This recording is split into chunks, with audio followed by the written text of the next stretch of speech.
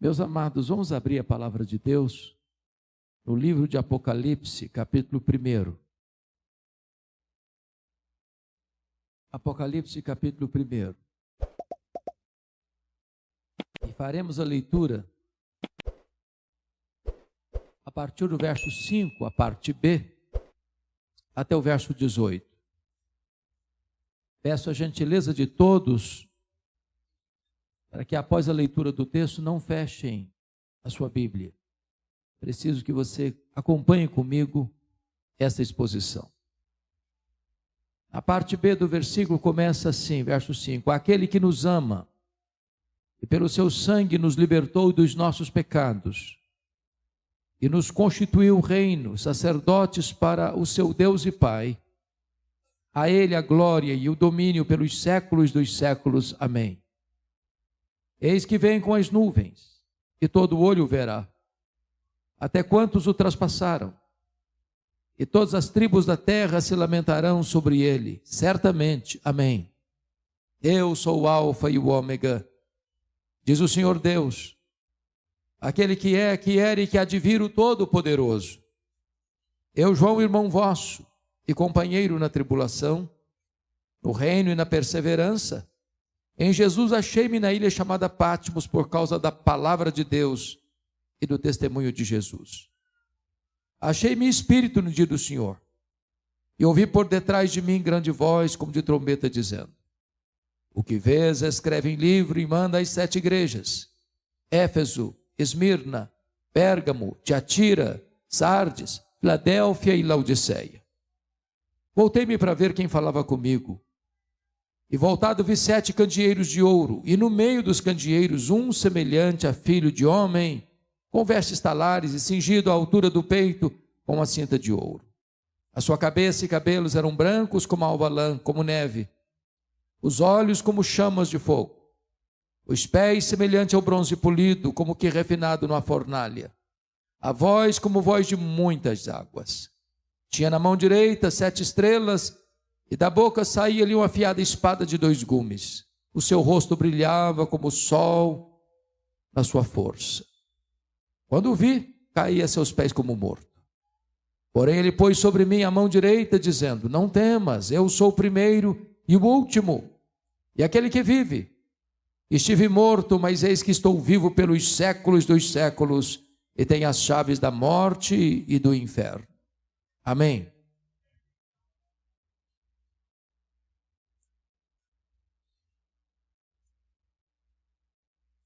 Meus irmãos, esse texto culmina um tempo muito difícil e doloroso na história da igreja primitiva. O primeiro século foi marcado por muito sofrimento. Na esteira dos imperadores romanos, a maioria deles perseguiu de maneira crudelíssima a igreja. Poderíamos aqui trazer à memória a história de César Augusto, que governa de 27 a.C. a 14 depois de Cristo, que foi o imperador que governou o mundo quando Jesus nasceu. Ele foi sucedido pelo seu sobrinho, alguns o chamam até de filho adotivo, Tibério César, que governou do ano 14 ao ano 37, foi quando Jesus morreu no Calvário.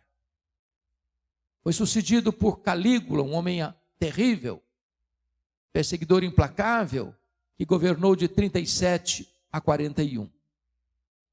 41 a 54, o governo do Império Romano, Cláudio. Foi quando houve uma grande fome no mundo e os judeus foram expulsos de Roma. Cláudio foi sucedido por Nero, que governou de 54 a 64, a 68. Quando então Roma foi incendiada em 64 e foram martirizados os apóstolos Paulo e Pedro. Nero foi sucedido por Vespasiano, que governa de 69 a 79, período em que foi construído o Coliseu Romano, o Anfiteatro da Morte, e numa festa de inauguração de 100 dias, mais de 10 mil cristãos foram mortos com requinte de crueldade. Foi também no governo de Vespasiano, no ano 70, que Jerusalém foi tomada, destruída, e o templo arrasado, e os judeus dispersos para a maior diáspora de todos os tempos, desde o ano 70 a 14 de maio de 1948. Vespasiano foi substituído por Tito Flávio, o homem que arrasou Jerusalém, que governou de 79 a 81. E então, em 81, assume o governo de Roma, Domiciano, que governa até 96. O primeiro imperador romano a arrogar para si o título de Senhor e Deus. Tão maligno foi, que foi comparado e chamado de segundo Nero, ou Nero redivivo. Foi o imperador Domiciano que deporta o apóstolo João, então pastor da igreja de Éfeso, para uma ilha vulcânica do mar Egeu, para uma colônia penal, a ilha de Patmos. Certamente, aquele era um tempo tão sombrio, porque a essas alturas, todos os apóstolos de Jesus, exceto João, já tinham sido martirizados. A igreja estava sendo perseguida de maneira tão dura e implacável. Os crentes estavam sendo queimados vivos. Os crentes estavam sendo crucificados. Os crentes estavam sendo jogados às feras. Os crentes estavam sendo caçados por todos os cantos e por todos os lados. O tempo era um tempo muito sombrio. Quando Domiciano envia João para aquela ilha vulcânica, certamente a intenção dele era calar a voz do último apóstolo do Senhor Jesus. Era como que jogar uma pá de cal na igreja tão massacrada e sofrida. Porém, o destino da igreja não está nas mãos dos poderosos deste século. Os destinos da igreja estão nas mãos daquele que está assentado no trono. Quando todas as portas se fecharam para João na terra, o Senhor abriu-lhe uma porta no céu e disse: sobe para aqui, e eu te mostrarei não as coisas que talvez aconteçam, não as coisas que podem acontecer, eu te mostrarei as coisas que devem acontecer. Deus está no trono e Ele dirige os destinos da história e da sua igreja.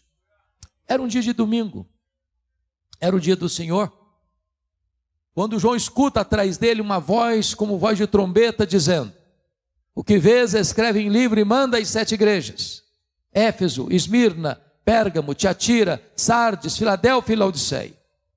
Quando ele se volta para ver quem falava com ele, ele não vê quem falava com ele, ele vê as 7 igrejas, ele vê os 7 candeeiros, e no meio dos candeeiros um semelhante a filho de homem. Então, a partir de agora, eu quero tratar de 3 verdades nesse texto. Primeiro, a glória incomparável do nosso Salvador. As glórias benditas de Jesus, o nosso Senhor. Segundo ponto que eu quero destacar é a glória incomparável da obra de Jesus por nós. E a terceira verdade que eu quero ressaltar é quais são as implicações dessas 2 verdades anteriores: quem é Jesus e o que Ele fez por nós. Então, com a Bíblia aberta comigo, observemos em primeiro lugar o versículo 13. Quando João olha, ele vê no meio dos candeeiros um semelhante a filho de homem. Quem é esse Jesus que João vê na ilha de Patmos? Meus irmãos, este Jesus é o centro da história. Ele é o centro do Antigo Testamento. Ele é o centro do Novo Testamento. Ele é o centro da igreja. Ele é o centro da terra. Ele é o centro do céu. Ele é o centro da eternidade. Ele é a semente da mulher. Ele é o descendente de Abraão. Ele é o Cordeiro da Páscoa. Ele é a coluna de nuvem e a coluna de fogo. Ele é o maná e a água que brotava da rocha. Ele é representado pelo tabernáculo. Ele é representado pela Arca da Aliança. Ele é representado pelo templo. Ele é representado pelas festas. Ele é representado pelos sacrifícios. Ele é representado pelo sábado. Ele é tudo no Antigo Testamento. Mas ele é a figura central do Novo Testamento também. Ele é o verbo que se fez carne. Ele é o cordeiro que tira o pecado do mundo. Ele é o cordeiro que foi morto, mas está vivo pelos séculos dos séculos. Ele é o noivo da igreja, Ele é o cabeça da igreja, Ele é o fundamento da igreja, Ele é o dono da igreja, Ele é o edificador da igreja, Ele é o protetor da igreja, Ele é o alfa, Ele é o ômega, Ele é o princípio, Ele é o fim, Ele é o rei dos reis, Ele é o senhor dos senhores. Ele é a razão da nossa esperança, Ele é a nossa paz, Ele é a nossa justiça, Ele é a nossa alegria, Ele é a nossa herança. E agora João vai nos apresentar quem é este Jesus. E a primeira coisa que ele destaca está no verso 13, quando ele diz: e no meio dos candeeiros, um semelhante a filho de homem. Isso significa que ele é onipresente. Ele está no meio das igrejas. Ao mesmo tempo em Éfeso, ao mesmo tempo em Esmirna, ao mesmo tempo em Tiatira, ao mesmo tempo em Pérgamo, ao mesmo tempo em Sardes, ao mesmo tempo em Filadélfia, ao mesmo tempo em Laodiceia, ao mesmo tempo na Catedral Baleia de Brasília. Ele está aqui nesta noite, Ele está presente neste culto, e é porque Ele está presente que você e eu viemos para cá. Ele é onipresente. Esse universo que, segundo os estudiosos, tem mais de 93 bilhões de anos-luz de diâmetro, concordo com o primeiro-ministro holandês Abraham Kuyper, quando disse: não há um centímetro desse universo onde eu não possa dizer: estou aqui, sou dono disso aqui, e eu criei tudo isso aqui. Este é o Jesus que está aqui, o Jesus que é onipresente. Mas notem comigo ainda, por gentileza, no verso 14, que João diz assim: a sua cabeça e cabelos eram brancos como a alva lã, como neve. O que representa esta figura? Significa que ele é eterno. Em outras palavras, ele existe antes do tempo. Ele é transcendente. Ele está dentro do tempo. Ele é imanente. Ele está fora do tempo. Ele tem o controle do tempo. Ele não foi criado porque Ele é o Criador. Ele não passou a existir porque Ele é o Pai da eternidade. Ele é Deus de eternidade a eternidade. Ele não sofre variação com o tempo está nas suas mãos. Para Ele um dia é como 1000 anos, 1000 anos é como um dia. Este é o Jesus que nós estamos adorando nesta noite. Terceiro lugar, veja comigo o verso 14 ainda, quando diz: os olhos como chama de fogo. E o que significa essa imagem? Significa que Ele é onisciente.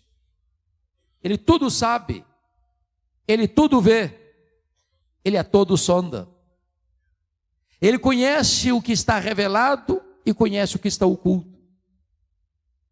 Ele conhece o que conhecemos e o que não ainda conhecemos. Não há nada que possa estar oculto àquele cujos olhos são como chamas de fogo.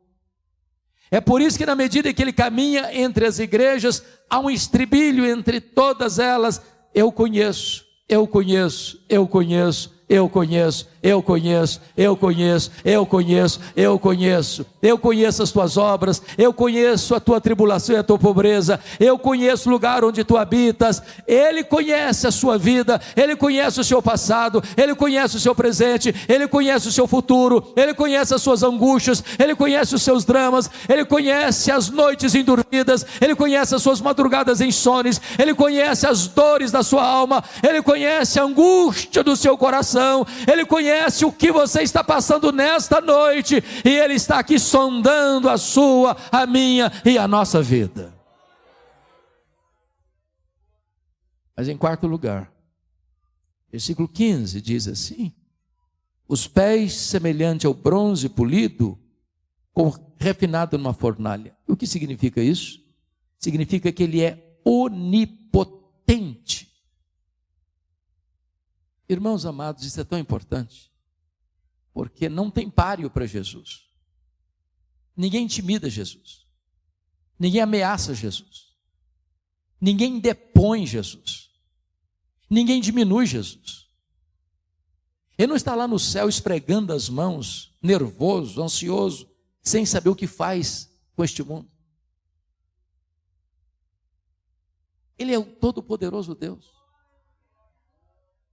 Para Ele não tem causa perdida. Para Ele não tem doença incurável. Para Ele não tem vida irrecuperável. Para Ele não tem casamento sem restauração. Para Ele não tem coisa difícil. Para Ele tudo é possível. Ele é onipotente. É curioso que de vez em quando surjam alguns tolos do topo da sua arrogância e tentam desbancar Jesus. Mais recentemente, o patrono dos agnósticos da Inglaterra, Richard Dawkins, escreveu um livro ruidoso, Deus, um delírio. Alguns apressados disseram, agora vai desbancar com a Bíblia. Agora vai desacreditar esse livro. Agora Jesus entrará em descrédito. E eu pergunto a vocês, onde está Richard Dawkins? Onde está o livro dele? Nem na promoção ninguém compra mais. Virou poeira. E a Bíblia continua sendo traduzida e impressa aos milhões. E Jesus continua no trono, sobranceiro e vitorioso. Eu não sei se vocês perceberam, mas o Carnaval Brasileiro de 2025 fez apologia ao diabo no Brasil todo. Algumas pessoas imaginavam que isso iria deslustrar o brilho de Jesus, ou iria ridicularizar Jesus.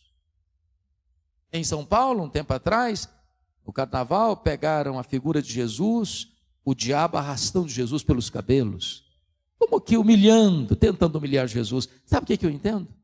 Salmo 2.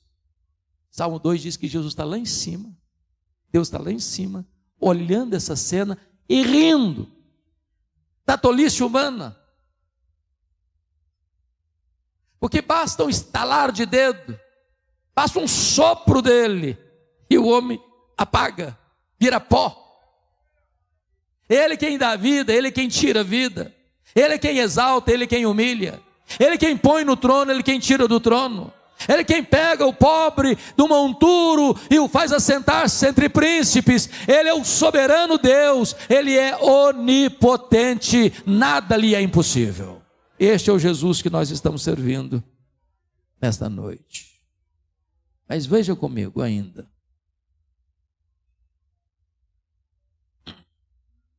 Versículo de número 15, parte B diz, a voz como voz de muitas águas. E o que significa essa figura? Que ele é irresistível. A sua voz é poderosa. A sua voz despede chamas de fogo. A sua voz faz tremer o deserto. A sua voz despedaça os cedros do Líbano. A sua voz faz dar cria às corças. A sua voz é tão poderosa que pelo poder da sua voz ele criou o universo. A sua voz é tão poderosa que quando ele manda, o sol para. Quando ele manda, as estrelas aparecem. Quando ele manda, o vento cessa. Quando ele manda, o mar se aquieta. Quando ele manda, a doença cessa. Quando ele manda, os demônios têm que bater em retirada. Quando ele manda, os anjos saem para obedecê-lo. E esta voz poderosa ecoa aqui nesta noite. É a voz do Evangelho. É a voz que emana da sua palavra. Mas ainda, versículo 16, está escrito que tinha na mão direita 7 estrelas e da boca saía-lhe uma afiada espada de 2 gumes. Isso significa que ele é vencedor, invicto, em todas as batalhas. Irmãos, às vezes imaginamos que no final vai ter uma grande conflagração, de exércitos poderosos, fortemente armados, com armas pesadas, com carros de guerra, com armas potentíssimas, bombas atômicas, armas nucleares. Quando a Bíblia vai mencionar que, quando Jesus vier, ele vai derrotar os seus inimigos com o esplendor da sua vinda. Ele vai matar o anticristo com o sopro da sua boca. E ele vem com tal poder que vem e coloca todos os seus inimigos debaixo dos seus pés. Ele não precisa do da ajuda humana, do braço da carne para vencer. Ele já é o vencedor. Nós não estamos aqui para saber se vamos vencer ou não. Nós já somos mais do que vencedores em Cristo Jesus nosso Senhor, porque nós seguimos aquele que é o Todo-Poderoso Deus e vitorioso Jesus Cristo nosso Senhor. Mas notem, versículo 16 diz que o seu rosto brilhava como o sol na sua força. Ele é glorioso. E sabe o que me impressiona? Que o Cristo, o Jesus que João está vendo aqui, não é mais aquele Jesus suando sangue em lágrimas do Getsemane. O Jesus que João está vendo aqui não é mais aquele Jesus cuspido e esbordoado lá no Sinédrio judaico. O Jesus que João está vendo aqui não é aquele Cristo vilipendiado e espancado do pretório romano. O Jesus que João está vendo aqui não é o Jesus que caminha trôpego pelas apinhadas ruas de Jerusalém, sob os apupos e vaias de uma multidão ensandecida. O Jesus que João está vendo aqui não é o Jesus pregado naquele lenho maldito, suspenso entre a terra e os céus. Não, o Cristo que João está vendo aqui é o Cristo todo-poderoso. Os seus cabelos são brancos como a neve, os seus olhos são como chamas de fogo, os seus pés são como bronze polido, a sua voz é como de muitas águas, e o seu rosto brilha como o sol da sua força. Ele é o todo-glorioso Deus. Mas notem, diz o texto que quando João o vê, ele cai a seus pés como morto. E João era o mais íntimo apóstolo de Jesus, que reclinava a cabeça no peito de Jesus. Mas agora ele está diante da majestade gloriosa. E ele é tão impactado, ele é tão confrontado com essa glória, que ele cai como morto. Notem isso, irmãos. Ninguém pode ser confrontado com a glória de Jesus e ficar do mesmo jeito. Ninguém. O Jó, quando contempla a majestade de Deus, ele confessa: eu te conheci só de ouvir. Agora os meus olhos te veem, mas eu me abomino por isso no pó e na cinza. Quando Pedro vê Jesus, diz: afasta de mim, Jesus. Quando Paulo contempla Jesus, ai de mim, miserável como eu sou. Quando João contempla o Cristo da glória, ele cai como morto aos seus pés. Ninguém pode estar na presença daquele que é santo, santo, santo, sem ser profundamente impactado. Agora, quando João cai como morto, ele põe a mão direita sobre o João e diz assim: ô João, fica com medo não. Eu sou o primeiro, eu sou o último, eu estive lá no começo, eu estarei lá no fim, e eu estou também no processo. Tenha medo não, João, porque eu já estive morto, mas estou vivo pelos séculos dos séculos. Nós não estamos aqui adorando o Cristo que esteve vivo e está morto, nós estamos aqui adorando o Cristo que esteve morto e está vivo pelos séculos dos séculos. Ele diz: não tenha medo não, João, porque eu tenho as chaves da morte e do inferno. Quem tem as chaves tem o poder, quem tem as chaves tem a autoridade, quem tem as chaves tem o comando. O Jesus que adoramos manda no céu, manda na terra e manda no inferno. Quem tem as chaves da morte e do inferno não é o diabo, é o Senhor Jesus Cristo. Ele é o soberano Senhor de todo o universo. Ele é glorioso, a sua pessoa é gloriosa. Mas agora vamos ao segundo ponto da mensagem.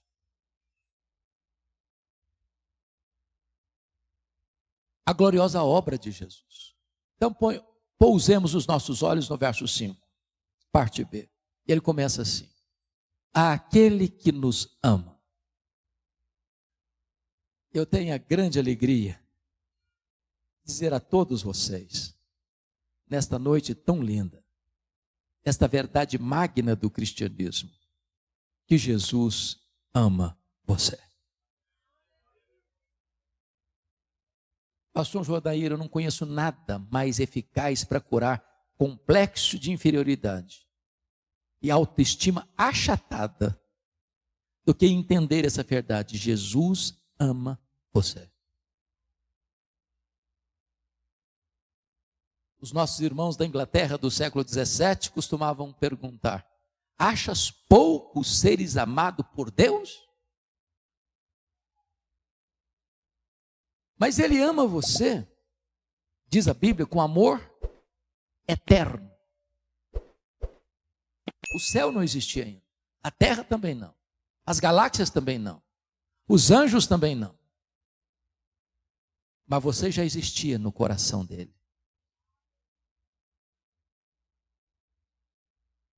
Mas ele não ama você, perdoe-me em dizer isso, pode frustrar alguém. Ele não ama você por causa de você. A causa do amor dele por você não está em você, está nele mesmo. Porque ele não nos ama por causa dos nossos méritos, mas apesar dos nossos deméritos. Ele não nos ama por causa das nossas virtudes, mas apesar dos nossos pecados. Preste atenção nisso. Às vezes as pessoas são muito encantadas e nos amam porque elas não conhecem tudo a nosso respeito. Se elas conhecessem todos os pensamentos que povoam a nossa mente, talvez se afastariam de nós. O que é glorioso é que apesar de Jesus conhecer você por dentro e por fora, todas as nossas mazelas, todos os nossos pecados, todos os nossos pensamentos, Ele ainda assim nos ama com amor eterno. Não há nada que você possa fazer para Jesus amar você mais. Não há nada que você possa fazer para Jesus amar você menos. Ele ama você com amor eterno e atrai você para Ele com cordas de amor. Este amor, diz o apóstolo Paulo, é um amor abundante, porque é derramado pelo Espírito Santo em nosso coração. Este amor, diz o apóstolo Paulo, é um amor imerecido, porque Ele nos amou quando nós éramos fracos, ímpios, pecadores e inimigos. Este amor é um amor provado. Deus prova o seu próprio amor para conosco pelo fato de ter Cristo morrido por nós, sendo nós ainda pecadores. Então nunca duvide desta verdade. Jesus ama você e Ele não escreveu em letras de fogo nas nuvens: eu te amo. Ele esculpiu na cruz do Calvário: eu te amo. A segunda verdade da obra de Cristo está aí no verso 5 ainda, quando ele diz assim: e pelo seu sangue nos libertou dos nossos pecados. Primeiro, Ele ama você. Segundo, Ele morreu por você. Ele morreu por você. Ele deu a sua vida por você. Agora notem que Ele não morreu porque Ele sucumbiu ao poder de Roma. Ele não morreu porque foi uma vítima do sistema. Ele não morreu porque ele foi tomado pela força do Império Romano ou pela inveja do Sinédrio judaico. Ele não morreu porque Judas o traiu. Ele não morreu porque Pedro o negou. Ele não morreu porque o Sinédrio o acusou. Ele não morreu porque Pilatos o condenou. Ele não morreu porque os soldados o pregaram na cruz. O que o levou à cruz foi o amor por você. Ele foi voluntariamente para a cruz. Ele caminhou para o Calvário como um rei caminha para a sua coroação. Ele foi deliberadamente, ele diz: ninguém tira a minha vida de mim, pelo contrário, eu espontaneamente a dou. Ele amou você e Ele morreu por você. Ele deu a sua vida por você. Com que propósito? Diz o texto: para nos libertar dos nossos pecados. Eu quero dizer para você então que pecado escraviza. Quem pratica o pecado, diz a Bíblia, é escravo do pecado. Eu vou lhe dizer outra coisa: você não pode libertar a você mesmo dos seus pecados. O profeta Jeremias disse: um etíope não pode mudar sua pele, um leopardo não pode mudar suas manchas, nem nós podemos limpar o nosso próprio coração e mudar a nossa própria vida. É interessante que só o sangue de Jesus pode nos libertar dos nossos pecados. Irmãos, não tem técnica psicológica que resolva isso. Não tem divã do mais excelente psicanalista que resolva isso. Não tem terapia humana, por mais excelente, que resolva o problema da culpa. Não tem rito sagrado que possa limpar e libertar você dos seus pecados. Não tem qualquer pregador, não tem qualquer igreja, não tem qualquer denominação que possa libertar você dos seus pecados. É só Jesus, é só Jesus, é só Jesus que pode libertar-nos dos nossos pecados. E Ele liberta. E se você crer nele, você tem a vida eterna. Terceira obra de Jesus por nós. Confira comigo o verso 6. E nos constituiu reino e sacerdotes para o seu Deus e Pai. Primeiro, Ele nos amou. Segundo, Ele morreu por nós. Terceiro, Ele nos exaltou. Notem comigo que lá no Velho Testamento nenhum sacerdote podia ser rei. E nenhum rei podia ser sacerdote. Vocês se lembram do rei Uzias, que depois de 5 décadas no poder, tomado por um sentimento louco de vaidade, quis ocupar a função sacerdotal e entrou no templo para oferecer incenso. E ficou o quê? Leproso. Mas agora Jesus vem e ele exerce o tríplice ofício de profeta, de sacerdote e de rei.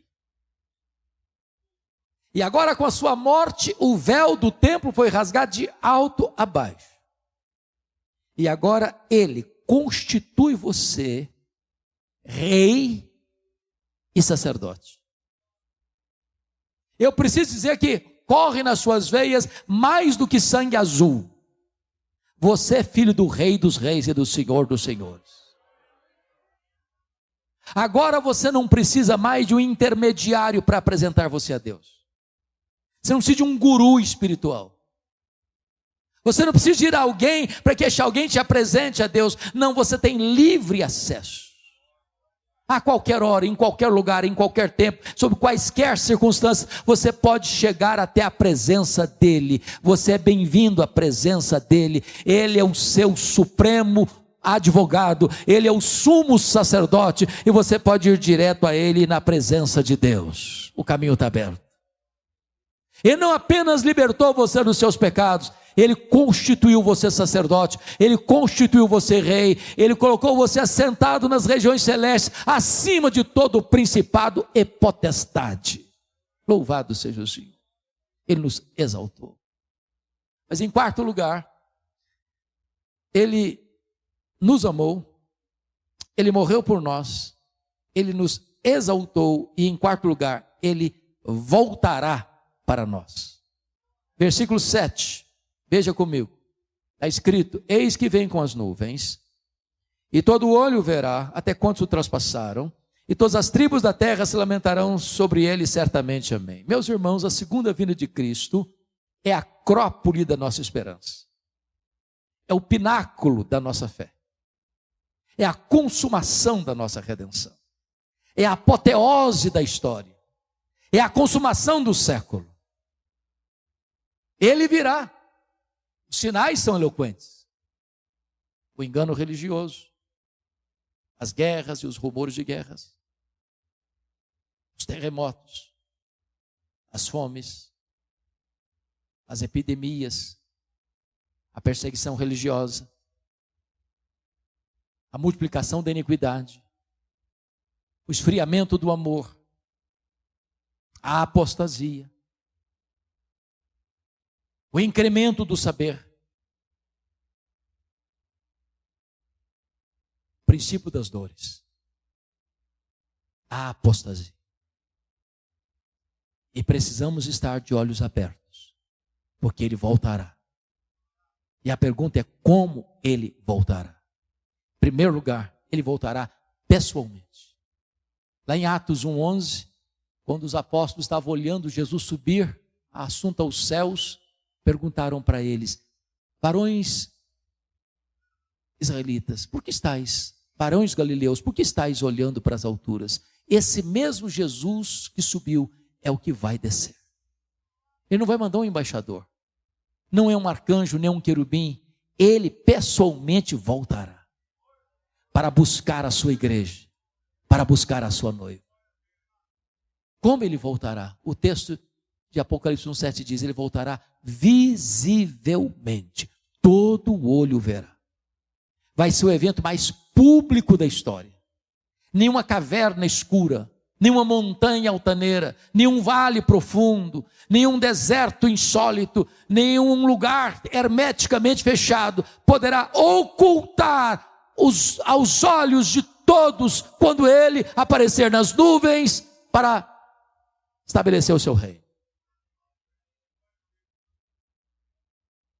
Agora ele disse, fique atento, você não sabe se vai ser de tarde, você não sabe se vai ser de noite, você não sabe se vai ser de manhã o cantar do galo, e eu posso lhes garantir que Jesus voltará de tarde, que ele voltará de noite, que ele voltará de manhã o cantar do galo. Ele está falando de fusos horários. Se Jesus voltar de manhã no Brasil, ele voltará de noite no Japão. Se ele voltar de manhã no Brasil, ele volta de tarde na Europa. Então Jesus volta de manhã, Jesus volta de tarde, Jesus volta de noite. Eu não sei que horas, ele voltará e voltará visivelmente. Terceiro lugar, Jesus voltará audivelmente. Diz o texto bíblico que, ouvida a voz do arcanjo, ressoada a trombeta de Deus, ele descerá dos céus. Se a volta de Jesus vai ser visível, vai ser também audível, vai ser o fato mais sonoro da história. Mais sonoro da história. Como ele voltará? Ele voltará ainda inesperadamente. Vai ser como ladrão. O ladrão não manda um WhatsApp dizendo, tal dia eu chego na sua casa, prepara um cafezinho, uma pamonha, porque aqui não é pão de queijo, é pamonha. Eu estou chegando na sua casa. Não, é de surpresa. Jesus ilustrou isso como os dias de Noé, onde as pessoas compravam, vendiam, casavam e davam-se em casamento, até que chegou o dilúvio, e era tarde demais. E eu pergunto a vocês, o que Jesus quis dizer com isso? Tem algum pecado em casar? Em dar-se em casamento? Em comprar e em vender? O que ele quis destacar? É que quando ele vier, o mundo vai estar acontecendo, o comércio vai estar aberto, as pessoas estão indo e vindo, elas estão indo para o trabalho, voltando do trabalho, levando filho na escola, trazendo filho da escola. Vai ser um dia comum. Quando ele vem, toma todos de surpresa. A todos quem? Os filhos da luz não, porque os filhos da luz estão esperando, apressando o dia da volta de Jesus na ponta dos pés, dizendo, Maranata, ora vem, Senhor Jesus. Como ele voltará? Ele voltará também repentinamente. A Bíblia diz que vai ser como um relâmpago que risca os céus do Oriente ao Ocidente. A Bíblia diz que vai ser como abrir e fechar de olhos, num instante, num átomo de tempo. Em outras palavras, não dá para você se preparar de última hora, ou você tem azeite na sua lamparina, ou será tarde demais quando ele voltar. Como ele voltará? Ele voltará poderosa e gloriosamente, com grande poder e majestade. Ele vai se assentar no trono, ele vai julgar as nações, ele vai lançar no lago do fogo o anticristo, o falso profeta, o diabo, a morte, o inferno e todos aqueles cujos nomes não estão escritos no livro da vida. Ele vai colocar todos os seus inimigos debaixo dos seus pés, mas ele vai dizer à sua amada noiva, vinde benditos de meu Pai, entrem na posse do reino que vos está preparado desde a fundação do mundo. Oh, amados irmãos, nós precisamos aguardar. Ouvimos essa música aqui hoje. As pessoas estão falando de prosperidade e de riqueza, e botando o coração aqui, e plantando suas raízes aqui, mas nós não somos daqui, nós nascemos de cima, e lá em cima está a nossa casa, lá em cima está o nosso lar, lá em cima está a nossa pátria. Devemos buscar as coisas lá do alto, pôr o nosso coração lá em cima, ajuntar tesouros lá em cima, porque é para lá que nós vamos. Então vamos à terceira e última parte da mensagem. Quais são as implicações dessas duas verdades anteriores? Quem é Jesus e o que ele fez? Primeira implicação: você não precisa ter medo da vida. Ele disse: eu estou vivo, pelos séculos dos séculos. Irmãos, tem muita gente com medo da vida. Tem muita gente querendo fugir da vida. Tem muita gente entupindo as veias de drogas porque não suporta a vida. Tem muita gente nas esquinas das ruas e das praças e das cidades se embriagando porque não aguenta o peso da vida. Tem muita gente flertando com a morte. Tem muita gente pulando no abismo do suicídio porque não suporta a vida. Mas eu quero dizer para você que Jesus veio para trazer vida e vida em abundância. Ele tem vida eterna. E quando você tem um encontro com Ele, a vida é bela, a vida é maravilhosa. E você acorda todo dizendo: este é o dia que o Senhor fez. Alegremos-nos e regozijemos-nos nele. Segundo, quais são as implicações? Você então não precisa ter medo da morte. Ele diz: eu estive morto, mas eu estou vivo. Meus irmãos, a morte é o rei dos terrores, a Bíblia diz, mas Jesus é o rei dos reis. Ele entrou nas entranhas da morte, ele arrancou o aguilhão da morte, ele matou a morte, ele ressuscitou, inaugurando a imortalidade. Ele é a ressurreição e a vida, e se você crer nele, você nunca morrerá eternamente. Então você não tem que ter medo da morte, porque a sepultura não é o nosso último endereço. Você não precisa ter medo da morte, porque Jesus já venceu a morte, ele já matou a morte, e ele vai lançar a morte no lago do fogo, mas você viverá eternamente, reinando com ele e desfrutando das glórias eternas. Terceiro, então você não precisa ter medo do desconhecido. Entendamos isso. Eu estou convencido de que nós estamos diante de um auditório basicamente todo cristão. Gente que já nasceu de novo, louvado seja Deus. Se você já nasceu de novo, então você tem certeza de que o céu é a sua pátria. E é para lá que nós estamos indo. Mas, embora saibamos isso, nós somos ainda contingentes. E não sabemos o que vai acontecer conosco daqui a 5 minutos. Nós não temos a garantia de que no próximo culto público dessa igreja, todas as pessoas que estão nesse auditório estarão vivas. Nós não enxergamos no escuro.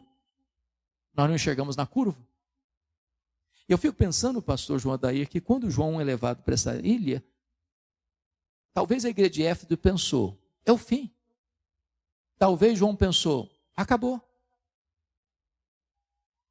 Você olha o cenário mundial, é crise. O mundo é um barril de pólvora. Há 2 polos de nações poderosas, e um polo tem medo do outro. Porque hoje a paz que existe entre as nações é a paz do medo. Como já dizia Mikhail Gorbachev, em 1985, no seu livro Perestroika, se houver uma terceira guerra mundial, não haverá nem vencedores nem vencidos, porque o arsenal que já tem acumulado dá para destruir o planeta 27 vezes. Aí você fica apreensivo. O mundo está em convulsão.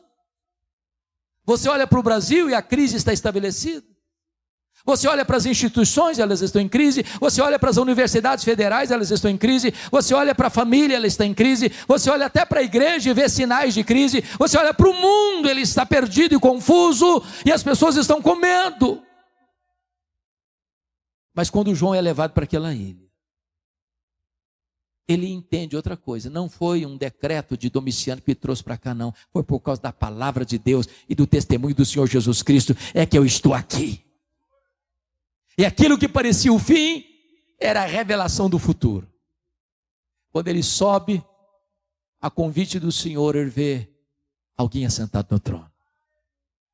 E esse alguém que está sentado no trono é tão majestoso que ele não ousa descrevê-lo. Tem um livro na sua mão, de todo escrito e selado por 7 selos, por dentro e por fora. E ninguém foi encontrado digno sequer de olhar para o livro, muito menos de abrir o livro. E João chorava tanto por causa disso, até que ele escuta uma voz dizendo: não chores, João, eis que o leão da tribo de Judá, a raiz de Davi, venceu para abrir o livro e desatar os seus selos. E o Cordeiro de Deus toma o livro e abre os selos, e as trombetas tocam. E o quarteto do mal se levanta, o diabo, o anticristo, o falso profeta, a grande Babilônia, as taças de Deus são derramadas, o quarteto do mal cai, Jesus vem com grande glória e poder, assenta-se no trono, julga as nações, leva os que estão à sua esquerda para o lago de fogo, mas traz a sua noiva para o céu de glória, para a bem-aventurança eterna, para reinar com ela para sempre e sempre e sempre e sempre. A história não está à deriva, a história não é um caminhão sem freio ladeira abaixo, a história é teleológica, ela caminha para um telos, para um fim, para uma consumação, e a vitória é de Cristo e da sua igreja. Finalmente, nós não precisamos ter medo da eternidade. Jesus disse: eu estou vivo pelos séculos dos séculos.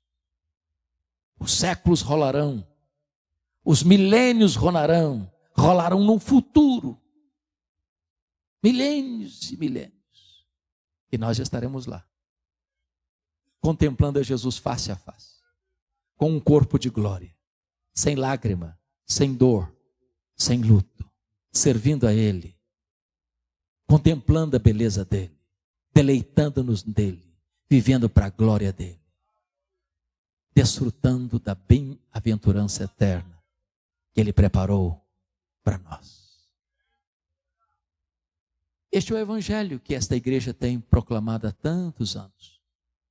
E este é o evangelho que esta igreja e as igrejas evangélicas aqui representadas, pela graça de Deus, hão de continuar pregando até que Jesus volte.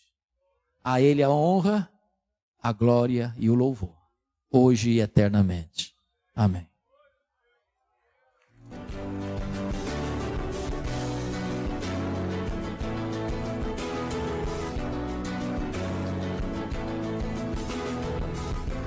Palavra da Verdade, com Hernandes Dias Lopes. Palavra da Verdade, com Hernandes Dias Lopes. O texto que eu vou ler, eu creio que todos vocês devem saber de cor. É Filipenses 4, verso 4.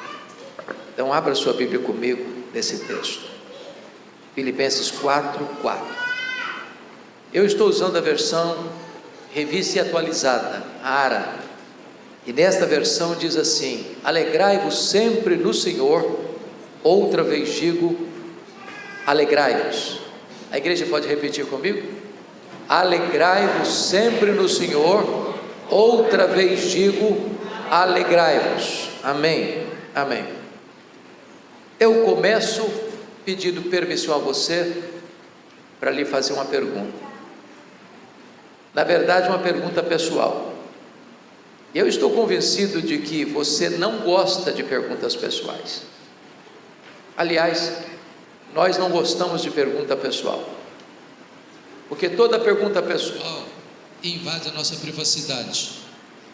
Toda pergunta pessoal nos põe contra a parede, e nós não gostamos que ninguém invada a nossa vida sem pedir licença.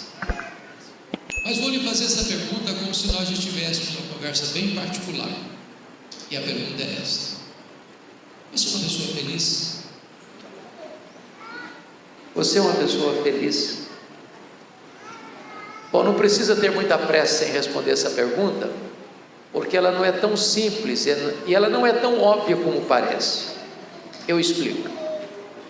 Em 1991, nós fomos visitar a missão Kwasi Sabanto na África do Sul, onde aconteceu um grande avivamento espiritual. E uma pessoa que nos acompanhava perguntou à esposa de um missionário daquela missão: você é submissa ao seu marido? A mulher deu uma resposta inteligentíssima. Ela respondeu assim: Eu posso lhe garantir que meu marido me ama, mas se eu sou submissa a ele ou não, essa pergunta não tem que ser feita a mim, essa pergunta tem que ser feita a ele. E eu gostei da resposta, então vou mudar minha pergunta. Seu marido pode garantir que você é uma mulher feliz? Sua mulher pode garantir que você é um homem feliz? Lá em Provérbios 31 diz que os filhos da mulher virtuosa se levantavam e diziam assim: mamãe é uma mulher ditosa, mamãe é uma mulher feliz.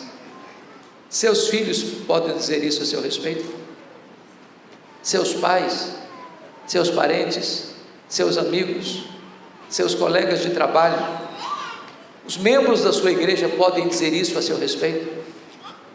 É provável que a essas alturas você já esteja criando alguns mecanismos de defesa aí no seu coração, dizendo assim: o pastor está me fazendo essas perguntas porque ele não conhece a minha história. Se eu contar a minha vida, até pedra chora. Ou talvez você argumente assim: mas dá para ser feliz hoje? Num mundo de tanta violência, de tanta corrupção, de tanta maldade, de tanta injustiça, dá para ser feliz? Quando eu penso nisso, vem à minha mente o fato de que Paulo escreveu essas palavras não hospedado num hotel 5 estrelas em Roma. Ele escreveu essas palavras preso, algemado, acusado injustamente pelos seus irmãos, os judeus. E mesmo nessa circunstância tão adversa, ele diz: alegrai-vos sempre no Senhor. Outra vez digo, alegrai-vos, ensinando-nos 3 verdades aqui. Primeiro, a alegria do cristão não é uma mera possibilidade, não é uma simples sugestão, é uma ordem imperativa. Em outras palavras, você e eu não temos o direito de sermos uma pessoa triste, porque ser uma pessoa triste é um pecado. É um pecado de desobediência a uma ordem expressa de Deus. Isso porque o evangelho que nos alcançou é boa nova de grande alegria. O reino de Deus está dentro de nós, é a alegria do Espírito Santo. O fruto do Espírito é alegria. A ordem de Deus é alegrai-vos, e a alegria do Senhor é a nossa força. Agora, me permita uma pergunta básica: você tem problema na sua vida? Ou sou eu que tenho na minha? De vez em quando alguém fica doente na sua casa? Ou só na minha que fica? Às vezes a grana fica curta lá também? Ou só na minha casa que fica? Quando Paulo diz assim: alegrai-vos sempre, o que ele está querendo dizer? Ele está querendo dizer que a alegria do cristão não depende de circunstâncias. Porque estar feliz quando está tudo bem, até o ateu consegue. O projeto de Deus é você ser uma pessoa feliz, apesar das lutas que você está vivendo. Preste atenção nisso. Eu não perguntei para vocês se vocês estão felizes. Eu não fiz essa pergunta. Eu perguntei se você é uma pessoa feliz. Me permita ilustrar isso. Talvez vocês já ouviram falar num advogado que viveu nos Estados Unidos, em Chicago, no século XVIII, aliás, século XIX. Esse advogado chamava-se Horatio Spafford. Esse homem foi levado a Cristo pelo ministério de Dwight Lima Moody. Ele era um homem muito rico. Ele tinha 5 filhos, 4 meninas e um menino caçula.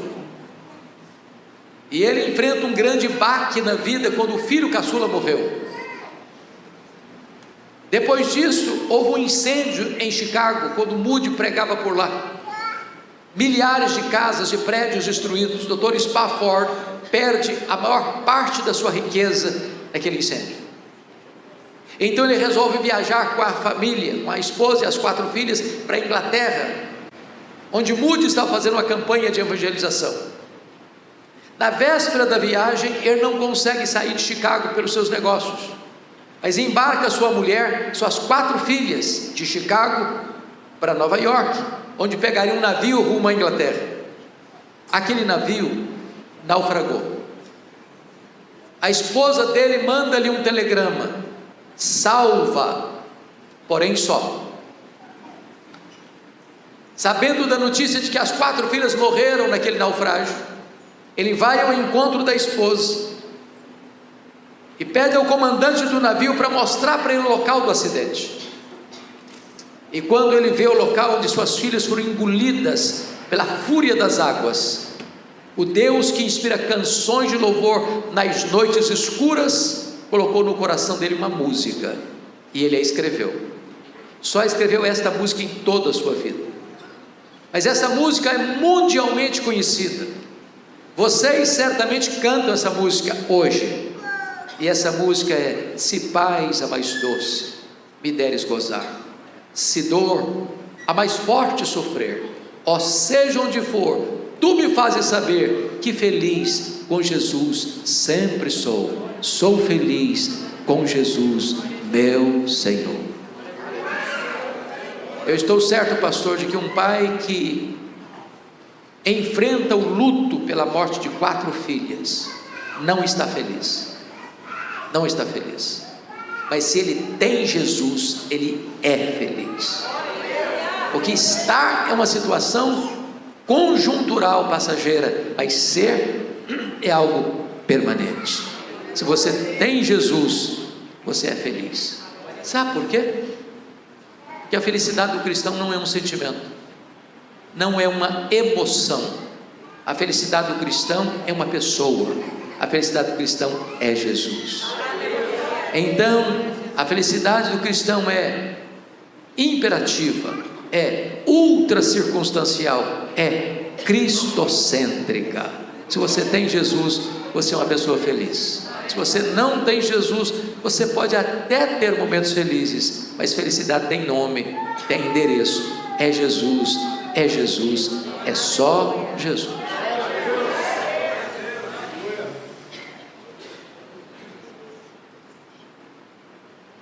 Mas eu não preciso ser uma pessoa tão entendida da alma humana para descobrir uma coisa: nem todos os crentes salvos pela graça estão desfrutando desta alegria, que Pedro chamou de indizível e cheia de glória. Basta você olhar para o semblante de alguns crentes, parece que é uma aura de tristeza no rosto. Basta você conversar com alguns deles, transbordam a tristeza nas palavras. A pergunta é: quem está roubando a alegria dos crentes? Quem está saqueando a cidadela da nossa alma? Quais são esses ladrões da alegria? Paulo escreveu esta carta, a carta da alegria, e em cada capítulo desta carta, Paulo aponta para um ladrão diferente da alegria. Quais são esses ladrões? Com a sua Bíblia aberta comigo em Filipenses, vamos identificá-los. Em primeiro lugar, capítulo 1, versículo 12, Paulo diz assim: meus irmãos, eu quero cientificar-vos que as coisas que me aconteceram têm antes contribuído para o progresso do Evangelho. As coisas que nos acontecem são as circunstâncias da vida, e as circunstâncias da vida são o primeiro ladrão da alegria. Sabem por quê? Porque as circunstâncias acontecem com você querendo você ou não, gostando você ou não, planejando você ou não.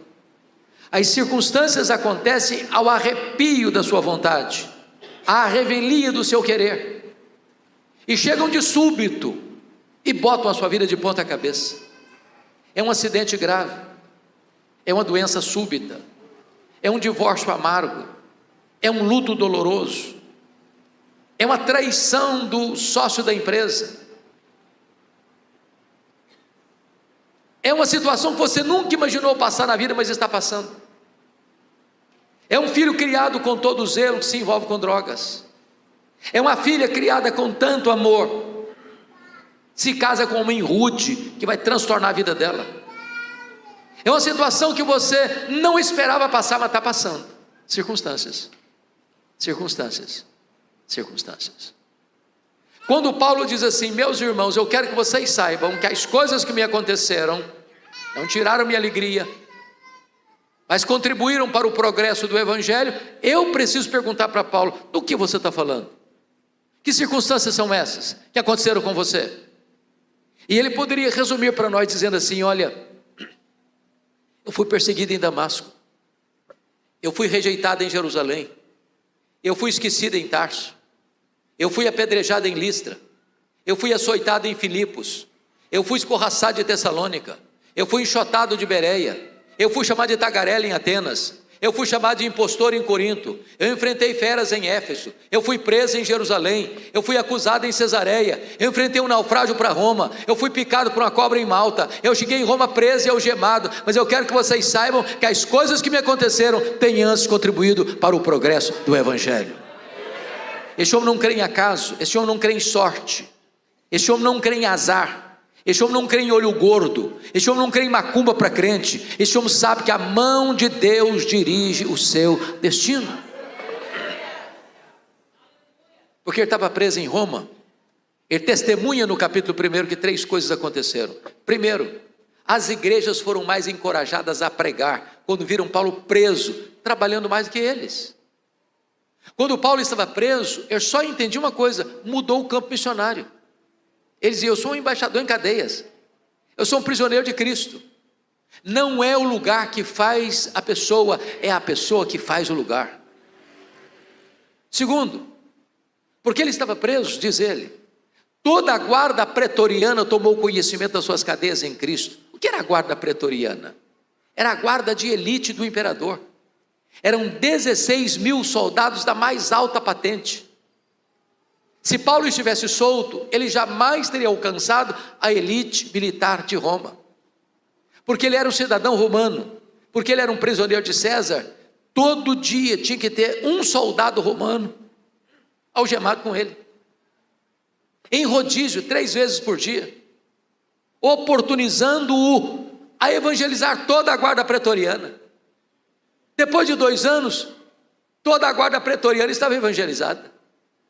Nero não sabia disso, mas Deus o havia constituído em presidente das missões estrangeiras do império, que colocou lá dentro da sua casa o maior evangelista e diante dele o seu auditório.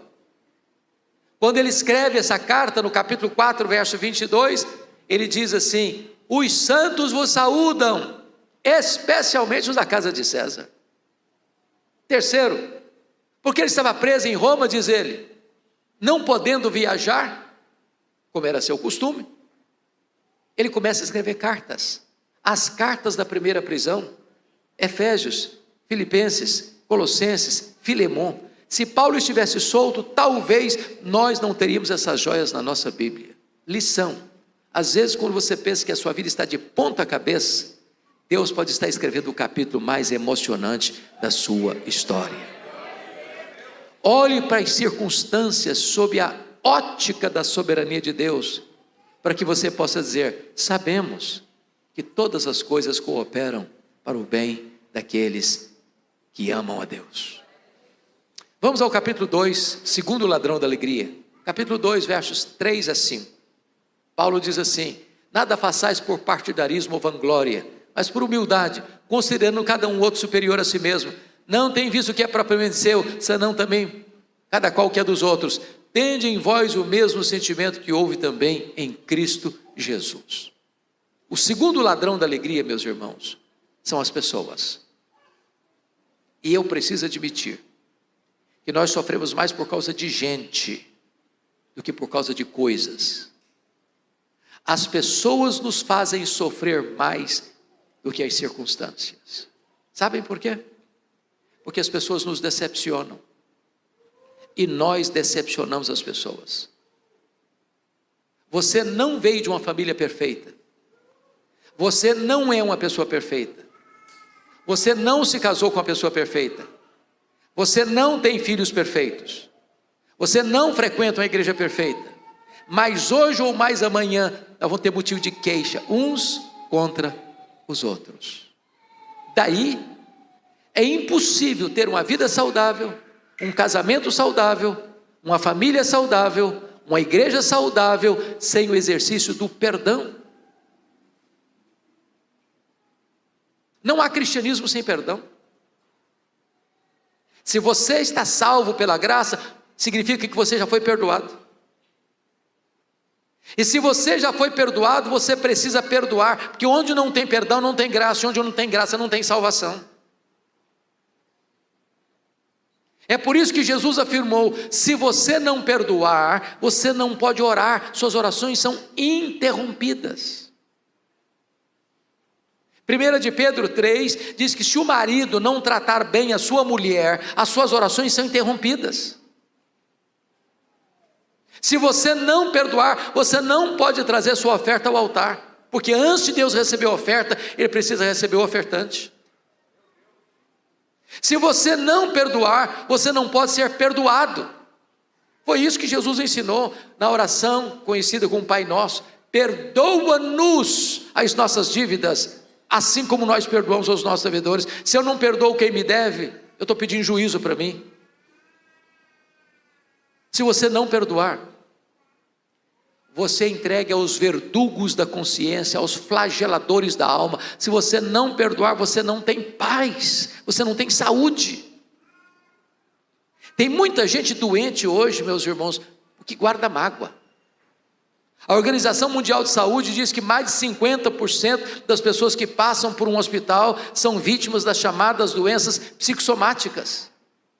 Mágoas, rancores, amargura, isso envenena a alma, isso adoece o corpo, isso atormenta a alma, isso destrói a vida. Agora, me permita dizer isso a você: perdão não é coisa fácil não. Você não perdoa porque você foi bem criado, você tem um temperamento ameno. Não, você não perdoa porque frequenta a igreja da família. Para você perdoar, você precisa da graça de Deus agindo no seu coração. A nossa tendência natural é o revide, é o troco, é a vingança, é pagar o mal com o mal. Mas a única maneira de você vencer o mal é com golpes de bondade, é pagando o mal com o bem, é perdoando. E a Bíblia diz que nós devemos perdoar assim como Deus em Cristo nos perdoou. Deus nos perdoou completamente, totalmente, eternamente. A Bíblia diz que Deus apaga os nossos pecados como a névoa. A Bíblia diz que Deus afasta de nós os nossos pecados como Ele afasta o Oriente do Ocidente. A Bíblia diz que Deus não se lembra mais dos nossos pecados. A Bíblia diz que Deus lança os nossos pecados nas profundezas do mar. E Corrie ten Boom, que viveu a experiência do perdão, disse assim: não só Deus joga os nossos pecados nas profundezas do mar, mas bota uma placa ali: é proibido pescar aqui. Em outras palavras, Deus nunca mais joga no seu rosto um pecado que já perdoou você. Deus nunca mais cobra de você uma dívida que já perdoou você. E a Bíblia diz: nós devemos perdoar como Deus em Cristo nos perdoou. O texto que nós lemos aqui retrata uma coisa muito interessante. A igreja de Filipos, esta igreja aqui, era uma igreja muito parceira do ministério de Paulo. A única igreja que se associou com Paulo no dar e receber. Ajudou Paulo a plantar a igreja de Tessalônica, ajudou no sustento de Paulo quando Paulo era pastor em Corinto, socorreu Paulo quando ele estava preso em Roma. Portas para fora, aquela igreja era uma bênção. Portas para dentro, o pau quebrava. Para vocês terem uma ideia, capítulo 4, verso 2, as duas líderes da igreja, Evódia e Sintique, estavam brigadas. Eu vou falar baixinho porque tem mulher no auditório. Dizem que quando as mulheres começam a brigar na igreja, é porque a coisa está feia mesmo. Você já pensou nisso? Se a Evódia sentasse desse lado aqui, a Sintique sentava do outro lado. Elas não conversavam. Estavam brigadas. Tinha gente na igreja de Filipos que trabalhava na igreja desde que ele aparecesse. Vanglória. Tinha gente na igreja de Filipos que trabalhava desde que o grupinho dele aparecesse, partidarismo. Tinha gente na igreja de Filipos que era narcisista, só pensava nele mesmo e não no que era dos outros. Eu acho, pastor Paulo César, que tinha gente dizendo assim para Paulo aí, Filipos: ô Paulo, você que não está aqui agora, tem crente aqui, Paulo, que dá azia em copo de bicarbonato. Não dá não, Paulo. Aí Paulo diz assim: então tende em vós o mesmo sentimento que houve também em Cristo Jesus. Porque ele, sendo Deus, não julgou como usurpação ser igual a Deus, antes a si mesmo se esvaziou, assumindo a forma de servo, humilhou-se até a morte e morte de cruz. E quando ele estava lá na cruz, as pessoas cuspiram nele, esbordoaram a cabeça dele. Ele olha para essas pessoas e diz: Pai, perdoa-lhes, porque não sabem o que fazem. Eu quero encorajar você, em nome de Jesus, a fazer um telefonema, a mandar uma mensagem, a fazer uma visita, a perdoar e ser perdoado. Porque se você não perdoar, as pessoas vão roubar a sua alegria. Vamos ao terceiro ladrão da alegria. Confira aí comigo, capítulo 3, verso 19. O destino deles é a perdição. O Deus deles é o ventre. A glória deles está na sua infâmia, visto que só se preocupam com as coisas terrenas.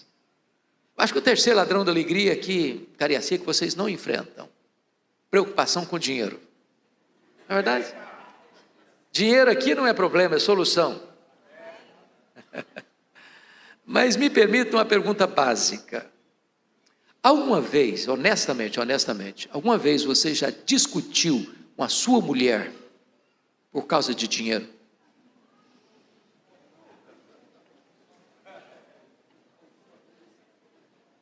Alguma vez você já discutiu com o seu marido por causa de dinheiro?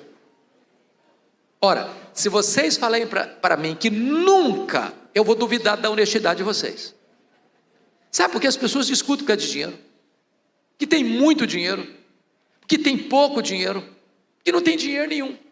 Sempre discutem. O dinheiro é o maior pomo de discussão da família contemporânea. Porque algumas pessoas só se preocupam com as coisas terrenas. Gente que levanta de madrugada, gente que vai dormir tarde, gente que come penosamente o pão que granjeia, porque só se preocupa com coisas terrenas. Gente que casa por causa de dinheiro, gente que descasa por causa de dinheiro, gente que corrompe por causa de dinheiro, gente que é corrompida por causa de dinheiro, gente que mata por causa de dinheiro, gente que morre por causa de dinheiro, gente que vende alma para o diabo por causa de dinheiro. Porque dinheiro, segundo Jesus, não é uma moeda, é uma entidade. Aliás, a única entidade que Jesus chamou de Senhor não foi César, não foi o diabo, foi dinheiro. Ninguém pode amar e servir a dois senhores ao mesmo tempo, a Deus e as riquezas. Meus irmãos, o dinheiro é o ídolo mais adorado na nossa geração. E Salomão, que foi um homem tão rico, disse o seguinte: se você amar o dinheiro, você nunca vai se satisfazer dele. Quando você olha o cenário de corrupção no Brasil, desde o palácio, passando pelo parlamento, passando pelas cortes, passando pelas transações internacionais, passando pelo comércio, passando pela indústria, passando pelas transações comerciais, as grandes e as pequenas e as menores, há uma corrupção instalada na medula da nossa nação. Quanto mais ricas as pessoas ficam, mais famintas elas ficam para ter mais, para ter mais, para ter mais, sempre mais. Porque elas estão prostradas diante do dinheiro. Agora, deixa eu lhe dizer algo. A Bíblia não proíbe e nem condena a riqueza é uma bênção. Não é pecado ser rico. E nem é virtude ser pobre.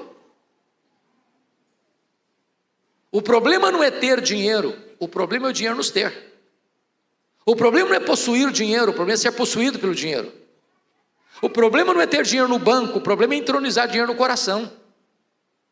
O dinheiro é um bom servo, agora o dinheiro é um péssimo patrão.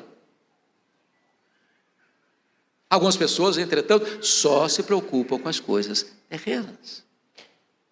O Dr. Tom Cine, no seu livro O Lado Oculto da Globalização, disse que nós vivemos hoje, é um fato, uma economia global. É verdade. presidente Trump anunciou o tarifaço na América, as bolsas de valores despencaram no mundo inteiro. Por quê? Porque a economia é globalizada. 2008, uma crise imobiliária da América, isso mexeu com a estrutura da economia mundial. Aqui no Espírito Santo, nós temos, talvez hoje, os grandes produtores do mundo na área de pedras ornamentais. Muitos donos de pedreira em 2008 quebraram aqui, por causa da crise imobiliária dos Estados Unidos, economia global. Nessa economia global, mais de 50% da riqueza do planeta está nas mãos de pouco mais de 100 empresas particulares. Por exemplo, há empresas mais ricas do que países. A Toyota é mais rica do que a África do Sul. A GM é mais rica do que a Noruega. O Walmart é mais rico do que dezenas de países. O problema é que essas empresas querem mais do seu tempo e mais do seu dinheiro. Se você vai se arrebentar, se a sua vida vai acabar, se o seu casamento vai entrar em crise, isso não interessa para eles. O que interessa é que essa máquina tem que girar, e para essa máquina girar, você tem que consumir mais, e nós caímos na malha do consumismo. Por exemplo, na década de 50, nós consumíamos 5 vezes menos que consumimos hoje. Não éramos menos felizes por isso. Na década de 70, 70% das famílias dependiam apenas de uma renda para manter toda a família. Hoje, mais de 70% das famílias dependem de 2 rendas para manter o mesmo padrão. Ou seja, o luxo do ontem tornou-se necessidade do hoje. Eu já vi, acho que vocês também, uma criança que não aprendeu a falar ainda papai e mamãe, ganhar um telefone celular top de linha. Eu não sou referência porque fui criado na roça. Vou calçar meu primeiro par de sapatos com 8 anos. Eu só tive um brinquedo comprado em loja, um só, um carrinho de plástico, de 5ª categoria. O que eu posso lhes garantir é que eu sobrevivi. Meu pai não precisou me levar para psicólogo por traumas emocionais, só tive um carrinho de plástico. Hoje, via de regra, quando uma criança nasce, a mais simples delas já tem mais brinquedo que consegue brincar a vida inteira. Você dá um brinquedo para uma criança hoje, ela brinca longas 2 horas, encosta no canto, é sucata, tem que é outro. E se você não der, ela entra em crise emocional, tem que levar para o psicólogo. Eu tenho um amigo que tem 3 mulheres. Obviamente, a esposa e 2 filhas. Não pensem mal do meu amigo, por favor. Num dia de casamento, elas disseram assim para ele: temos que comprar sapatos novos. Mas é claro, ninguém duvida disso, casamento é todo novo. Mas antes de ir para a loja, ele perguntou assim para elas: vamos dar uma olhadinha no que nós já temos? Abriu um closet, um armário, e contou 151 pares de sapatos. Tinha que comprar mais. Como é que você chama isso? Não é centopeia, não. Consumismo. Então vou lhe dar uma definição de consumismo. Consumismo é quando você compra o que você não precisa, às vezes com dinheiro que você não tem, para impressionar pessoas que você não conhece. Eu não tenho dúvidas, irmãos, que todos nós que estamos aqui, se abrirmos o nosso armário, nós temos mais roupa do que nós precisamos. E estamos comprando mais. E estamos comprando mais. Estamos comprando mais. Porque nós caímos na malha do consumismo. O primeiro bilionário do mundo foi John Rockefeller. E ele disse assim: o homem mais pobre que eu conheço é o homem que só tem dinheiro. Ele disse mais: o homem mais feliz que eu conheci chegava em casa cheirando graxa, comia um bom prato de arroz com feijão e dormia a noite toda bem dormida. Quando John Rockefeller morreu, um curioso foi ao cemitério para perguntar ao contador dele qual era a fortuna que o John Rockefeller havia granjeado. E conseguiu. Chegou e perguntou para o contador assim: me conta, cara, quanto o doutor John Rockefeller deixou? O contador, espantado, olhou para ele e disse: você não sabe? Não, me conta. O contador respondeu: rapaz, ele deixou tudo, ele não levou nem um centavo. Não tem caminhão de mudança e enterro, não tem gaveta em caixão. Você não trouxe nada para o mundo, você não vai levar nada desse mundo. Portanto, a Bíblia diz que A piedade com contentamento é grande fonte de lucro. Tendo o que comer, o que beber, com o que vestir, com isso estejamos contentes, porque o amor do dinheiro é a raiz de todos os males. Não ponha o seu coração no dinheiro. Como diz Jesus, põe os seus tesouros lá em cima, onde nem a traça, nem a ferrugem, nem os ladrões podem tomar de você, porque se você amar o dinheiro, você nunca vai satisfazer. Se você amar o dinheiro, você nunca vai estar completo. Sabe por quê? Felicidade o dinheiro não pode lhe dar, segurança o dinheiro não pode lhe dar, felicidade e salvação, só Jesus, só Jesus, só Jesus pode lhe dar. Mas vamos ao último ladrão da alegria, capítulo 4, versos 6 e 7. Paulo diz assim: não andeis ansiosos de coisa alguma, em tudo porém sejam conhecidas diante de Deus as vossas petições pela oração e pela súplica, com ações de graças, e a paz de Deus, que excede todo entendimento, guardará o vosso coração e a vossa mente em Cristo Jesus. O quarto ladrão da alegria é a ansiedade. E eu preciso lhe fazer uma pergunta nesta manhã. Você conhece alguma pessoa ansiosa? Conhece? Você já viu alguma pessoa ansiosa hoje? Já viu? Eu tenho certeza, você se olhou no espelho antes de vir para cá. Você é daquele tipo de gente que fica roendo as unhas? A mão fica suada? Dá um apagão na mente? Quando tem que fazer uma prova? Ou daquele tipo de gente que o problema está lá na China, você pensa que está batendo na porta da sua casa? Ou daquele tipo de gente que quando não tem problema, você cria um que não sabe viver sem problema? Irmãos, a ansiedade é o mal desse século. Atinge pessoas de todas as faixas etárias, de todos os estratos sociais, de todos os credos religiosos. Pasmem vocês, até as crianças estão ansiosas hoje. Hollywood fez uma pesquisa e descobriu que as crianças estão ansiosas porque elas gostam de filmes, de brinquedos e de jogos de ação. Eu lhe garanto que se você assistir toda a programação infantil da televisão brasileira, você não dorme de noite com a luz apagada. É muita violência. É muito ocultismo. Eu gosto muito de brincar com as crianças. Um dia eu cheguei na igreja, aqui em Vitória, e tinha uma criança brincando, sozinha, num canto lá. E eu me aproximei bem mansamente para não espantá-la. E quando cheguei bem perto, eu disse assim: filha, que vidona, hein? Ela voltou-se brava para mim e disse: o senhor é que pensa. Dedinho em riste. A coitadinha estava estressada. Estressada. Sabia o que significa a palavra ansiedade no grego? Foi escrito no Novo Testamento: estrangulamento, apertar o pescoço, tira o oxigênio. Mas Jesus nos afirmou que a ansiedade é inútil, porque por mais ansioso que você esteja, você não pode acrescentar um côvado, 45 centímetros do curso da sua vida. Mas sabe por que é inútil? Porque 70% dos assuntos que nos deixam ansiosos nunca vão acontecer. A gente sofre antecipadamente e sofre desnecessariamente. Mas pior ainda, a ansiedade é prejudicial. Sabe por que é prejudicial? Porque eu antecipo um problema, sofro por ele como se eu estivesse acontecendo, e tem chance de 70% não acontecer. E se vier a acontecer, vou sofrer 2 vezes, sem energias para enfrentá-lo. Me permita ilustrar isso. Eu fui seminarista nos idos de 78, 81, lá em Campinas, São Paulo.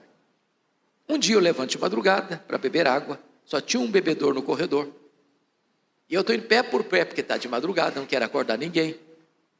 Quando eu estou passando na frente do quarto de um colega, a porta estava aberta, e eu olho, ele estava chorando, convulsivamente, soluçando muito.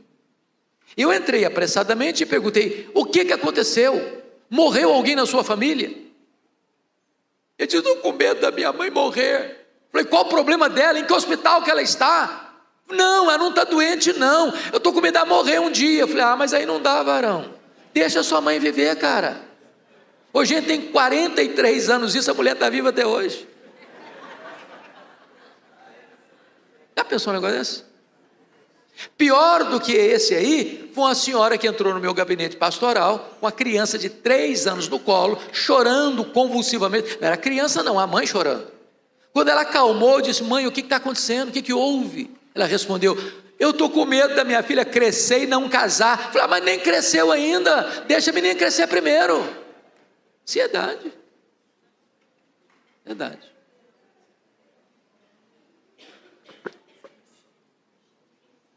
Mas Jesus disse mais ainda: a ansiedade é um sinal de incredulidade.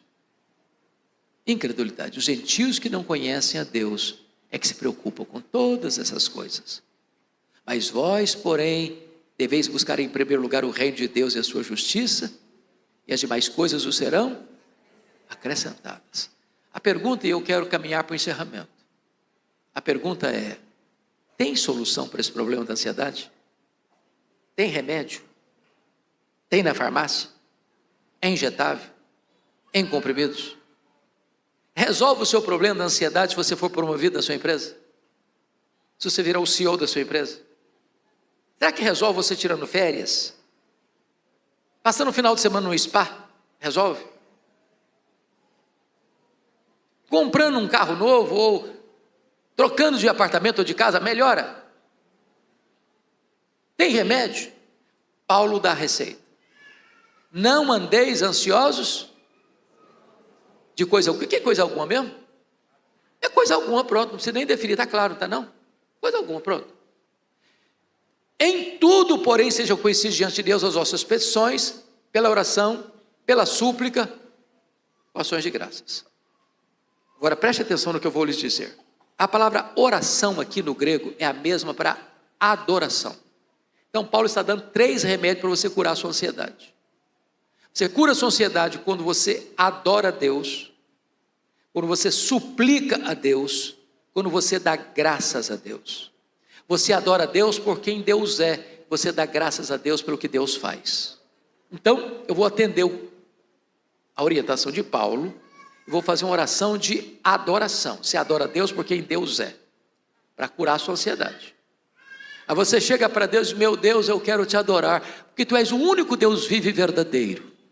Tu és o Deus autoexistente, infinito, imenso, eterno, onipotente, onipresente, onisciente, transcendente, soberano. Tu és o Deus bom, Tu és o Deus justo, Tu és o Deus fiel, Tu és o Deus verdadeiro. Eu quero te adorar porque Tu és a minha alegria, porque Tu és a minha paz, porque Tu és a minha justiça, porque Tu és a minha herança. Eu quero te glorificar porque Tu és meu refúgio, porque Tu és a minha fortaleza, porque és o meu socorro bem presente na tribulação. Eu quero te adorar porque Tu és a razão da minha vida, em nome de Jesus, amém.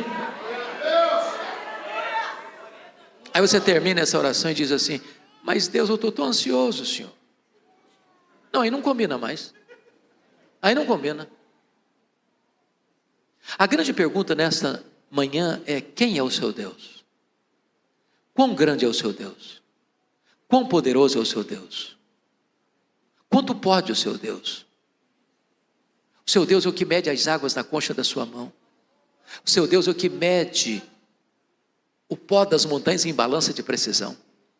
O seu Deus é o que mede os céus a palmos. O seu Deus é que espalha as estrelas no firmamento, e por ser forte em força e grande em poder, quando elas chamam pelo nome, nenhuma só delas ia faltar. O seu Deus olha para as nações da terra e considera todas elas como um pingo que cai de um balde, como um pó numa balança de pressão, como um vácuo, como nada, como menos do que nada. O seu Deus é o todo-poderoso Deus. Ele está assentado no trono, Ele rege o universo, Ele controla as nações, Ele dá vida, Ele tira a vida, Ele exalta, Ele humilha, Ele põe no trono, Ele tira do trono. O seu Deus controla o universo. O seu Deus é poderoso para cuidar da sua vida.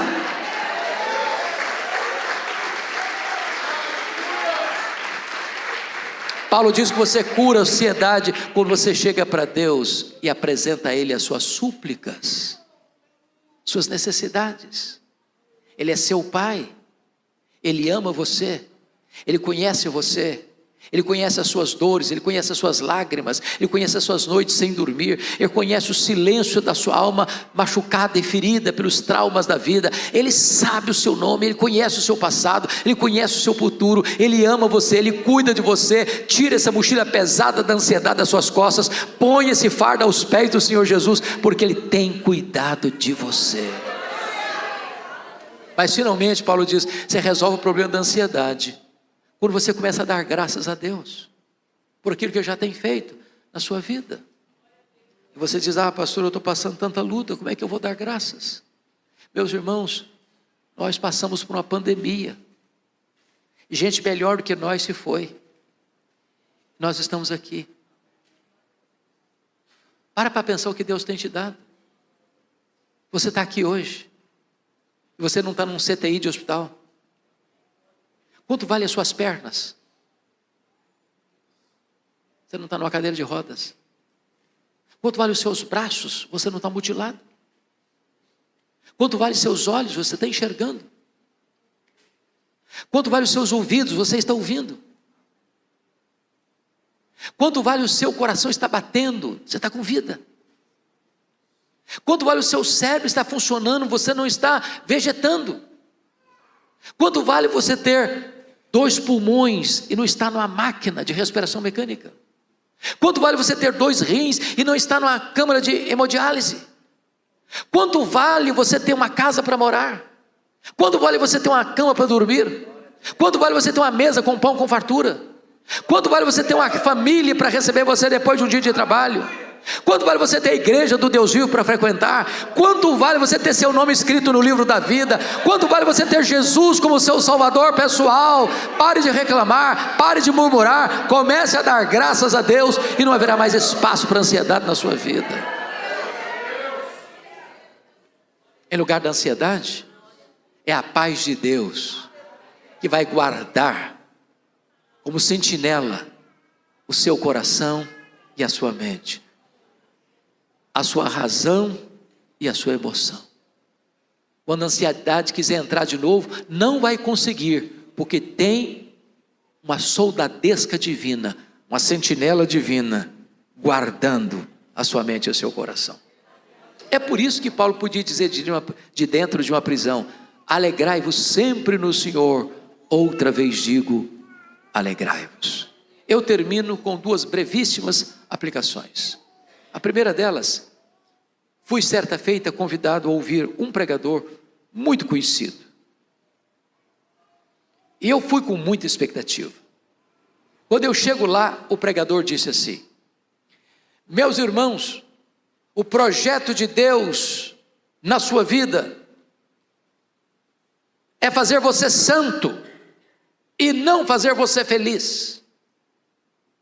Eu tomei um susto, porque a primeira parte eu entendi perfeitamente, sede santos, porque eu sou santo, diz o Senhor. Mas a segunda eu não entendi, que não é projeto de Deus nos fazer felizes. Então eu fui pesquisar, eu fui estudar, e encontrei a resposta. Acho que ninguém entendeu melhor isso do que os nossos irmãos da Inglaterra do século 17, conhecidos como puritanos. Eles fizeram a seguinte pergunta: qual é o fim principal do homem? E eles responderam: o fim principal do homem é glorificar a Deus e gozá-lo para sempre.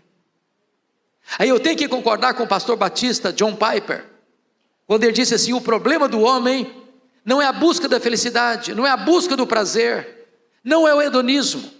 O problema do homem é contentar-se com a felicidade pequena demais, terrena demais, limitada demais, quando Deus nos criou e nos salvou para a maior de todas as felicidades, a felicidade de amá-lo, de fruí-lo, de glorificá-lo, de contemplá-lo, de viver para a glória dele, porque é na presença de Deus que tem plenitude e alegria, e é na destra de Deus que tem delícias perpetuamente.